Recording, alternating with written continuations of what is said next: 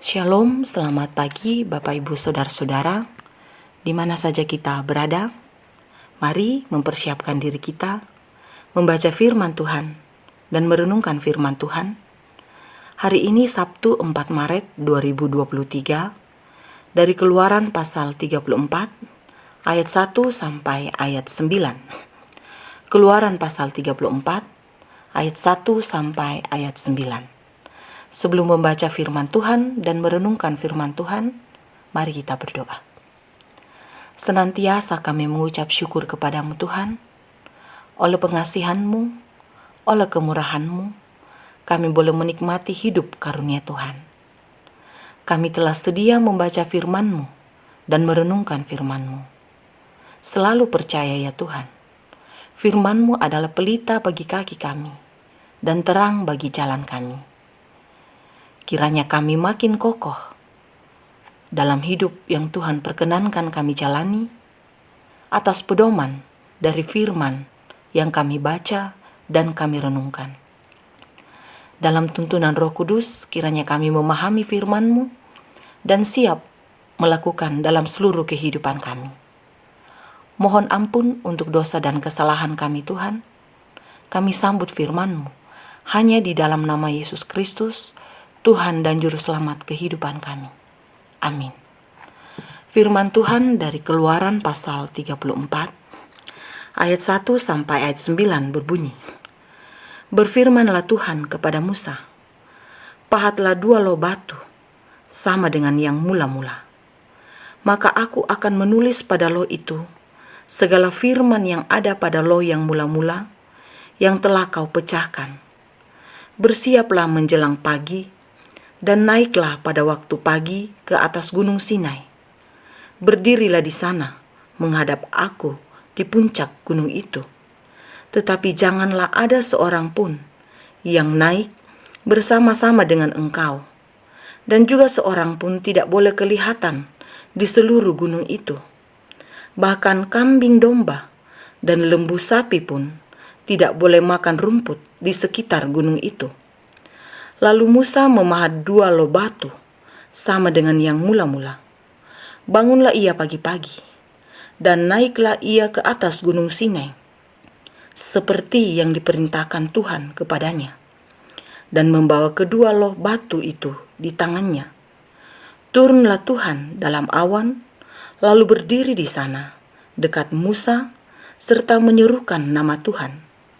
Berjalanlah Tuhan lewat dari depannya, dan berseru, Tuhan, Tuhan, Allah penyayang dan pengasih, panjang sabar, berlimpah kasih-Nya dan setianya, yang meneguhkan kasih setianya kepada beribu-ribu orang, yang mengampuni kesalahan, pelanggaran dan dosa, tetapi tidaklah sekali-kali membebaskan orang yang bersalah dari hukuman, yang membalaskan kesalahan bapa kepada anak-anaknya dan cucunya, kepada keturunan yang ketiga dan keempat. Segeralah Musa berlutut ke tanah, lalu sujud menyembah, serta berkata, jika aku telah mendapat kasih karunia di hadapan-Mu, ya Tuhan, berjalanlah kiranya Tuhan di tengah-tengah kami. Sekalipun bangsa ini, suatu bangsa yang tegar tengkuk, tetapi ampunilah kesalahan dan dosa kami. Ambillah kami menjadi milik-Mu. Amin firman Tuhan. Bacaan kita ini diberikan tema renungan, Tuhan adalah pengasih dan penyayang. Hidup ini adalah kesempatan. Salah satu syair lagu rohani yang tentu saya dan kita semua sudah sangat kenal, sangat tahu, sangat hafal, dan pasti kita sering menyanyikannya. Lagu ini syarat dengan makna kehidupan, makna hubungan dengan Tuhan, makna hubungan dengan sesama. Hidup adalah kesempatan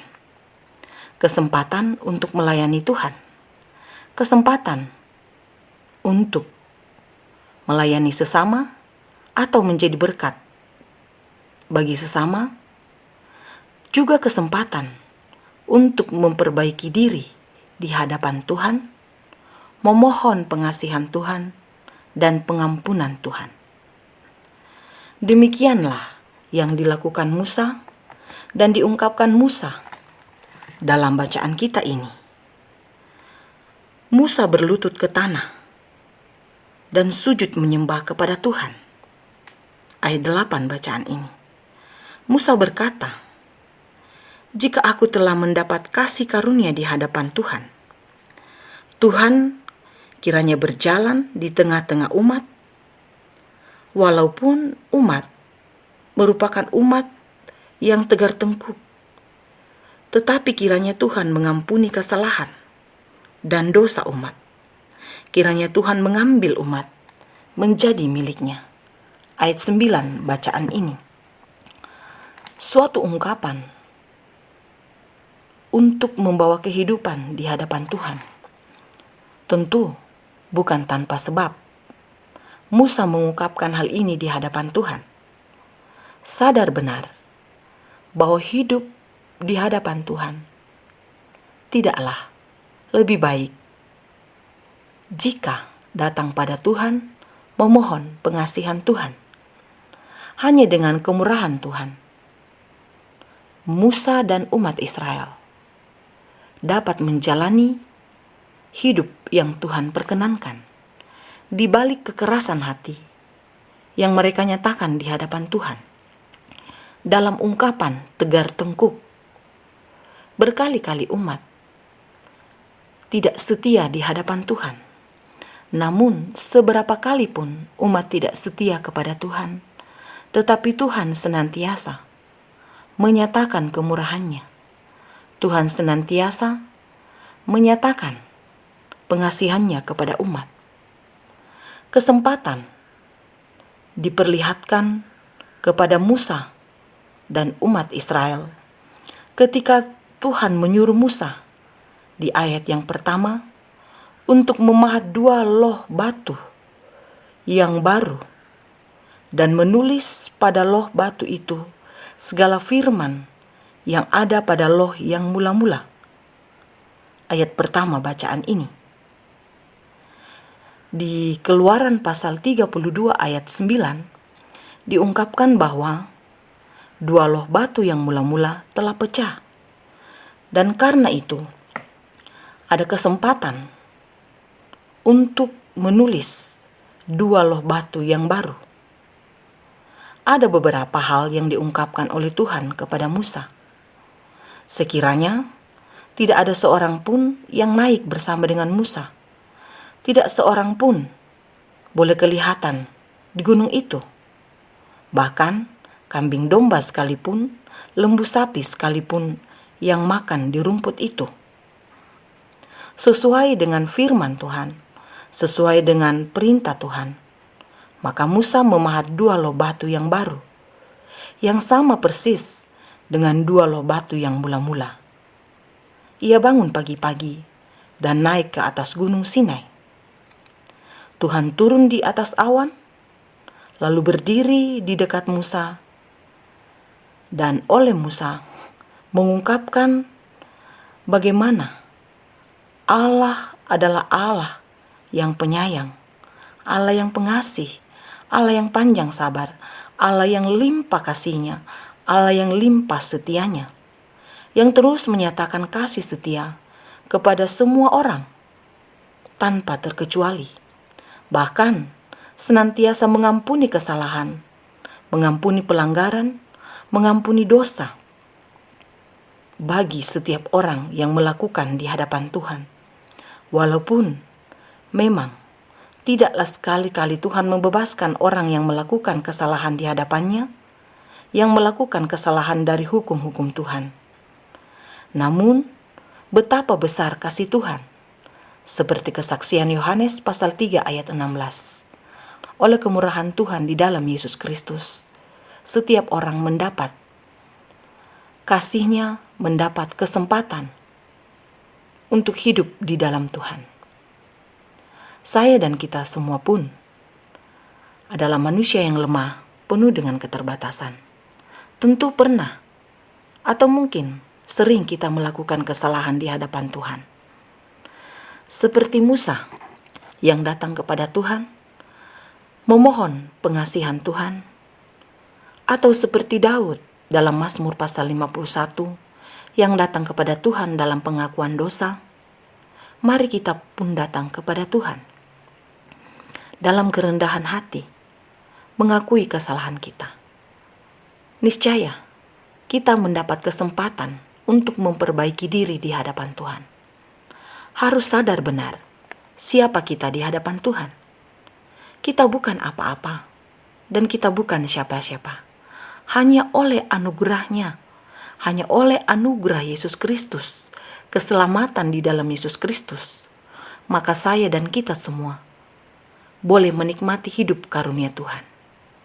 Sehingga senantiasa kita datang kepada Tuhan, mengakui segala kuasa, mengakui segala karya, mengakui bahwa tanpa Tuhan hidup kita bukanlah apa-apa dan bukanlah siapa-siapa. Dalam pemahaman iman bahwa Ia adalah Allah yang pengasih dan penyayang. Karena itu, mari saya dan kita semua menyambut kasih setia Tuhan, menyambut pertolongannya, menyambut anugerahnya. Ia menginginkan kita datang kepadanya. Ia merindukan kita datang kepadanya. Seperti kerinduannya yang begitu besar, mari kita membawa segenap kehidupan hanya pada Tuhan. Mintalah pertolongannya, mintalah pengasihannya, bahwa hanya di dalam Dia saja keselamatan terjadi atas kehidupan kita semua. Pastikan hidup hanya melangkah dengan pasti dalam pengharapan kepadanya. Amin. Mari kita berdoa. Oleh kasih karunia daripadamu Tuhan, kami boleh menikmati hidup ini. Sungguh bersyukur atas semuanya itu. Kami berserah padamu, memohon pengasihanmu. Pimpinlah kami, sertailah kami. Biarlah kami boleh berjalan di dalam kebenaran yang berasal dari Tuhan saja. Janganlah biarkan kami Tuhan berjalan pada kehendak kami saja. Sekiranya kami sungguh memperbaiki kehidupan kami, mempergunakan hidup ini sebaik-baiknya menurut kehendak Tuhan. Bersyukur atas firman-Mu yang sudah kami dengarkan, sudah kami renungkan.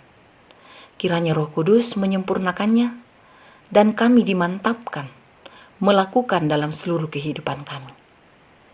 Di pagi hari ini Tuhan, kami datang kepadamu, mendoakan seluruh kehidupan kami dalam berbagai hal, sisi kehidupan kami. Tuhan memberkati kami dalam berbagai profesi kami, baik sebagai pegawai, sebagai pedagang atau usahawan, sebagai petani, sebagai pekerja, sebagai supir, sebagai tukang ojek, sebagai orang tua, sebagai anak, sebagai pimpinan, sebagai bawahan, atau apapun ya Tuhan. Kiranya dalam berbagai hal yang Tuhan perkenankan kami jalani, boleh kami lakukan dengan penuh tanggung jawab dan penuh hormat hanya kepada Tuhan. Kasihilah kehidupan kami Tuhan, pimpinlah kami. Sekiranya kami terus berserah hanya kepada Tuhan saja. Tuhan kiranya memberkati segala rencana kehidupan kami. Kiranya kami boleh melakukan setiap rencana itu untuk kemuliaan nama Tuhan saja. Berdoa kepadamu Tuhan untuk setiap orang yang berseru kepadamu, yang ada dalam kesakitan, yang ada dalam pergumulan yang berat, yang ada dalam duka cita, ataupun yang menikmati hidup karunia Tuhan dalam sukacita yang besar. Kiranya Tuhan senantiasa melawat kehidupan kami. Kiranya Tuhan memampukan kami, menguatkan kami, menghiburkan kami dalam seluruh keberadaan kehidupan kami. Kami juga berdoa kepadamu Tuhan untuk setiap umat-Mu yang berseru kepadamu oleh karena bencana alam. Tuhan menguatkan, Tuhan memampukan, dan senantiasa berseru hanya pada Tuhan. Kuatkan iman dan pengharapan menjalani semuanya ini.